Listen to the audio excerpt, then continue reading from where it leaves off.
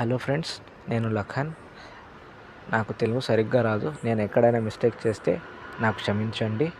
So welcome to filmy Lakhan. నేను ఈరోజు Bollywood సుల్తాన్ Salman Khan 60th birthday special treat battle of Galwan teaser review చేస్తున్నా. So teaser వచ్చేసింది.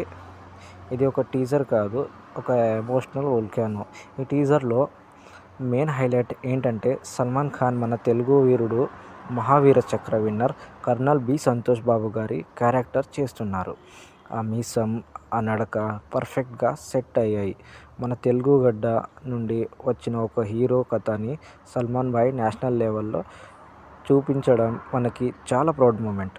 డైరెక్టర్ అపూర్వ లోకియా గారు రియలిజంని గట్టిగా పట్టుకున్నారు.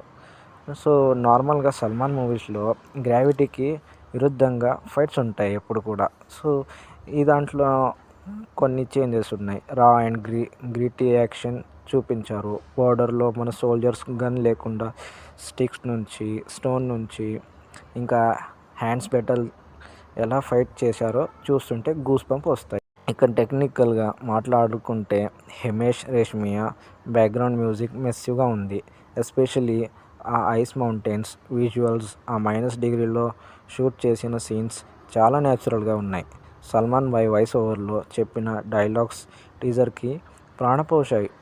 ఓవరాల్గా టీజర్ చూసి నాకు ఏమనిపించిందంటే సల్మాన్ ఖాన్ ఈసారి బాక్సాఫీస్ని షేక్ చేయడానికి కాదు, మన హార్ట్స్ని విన్ చేయడానికి వస్తున్నారు. మూవీ April 17, 2026లో రిలీజ్ అవుతుంది. మీరు కర్నల్ సంతోష్ బాబు గారి రోల్లో సల్మాన్ని చూసి ఏం ఫీల్ అయ్యారో కామెంట్ బాక్స్లో చెప్పండి. వీడియో నచ్చితే లైక్ చేయండి. మన ఫిల్మీ లఖన్ని సబ్స్క్రైబ్ చేయండి. Thank you. मौत से क्या डरना, उसे तो आना है.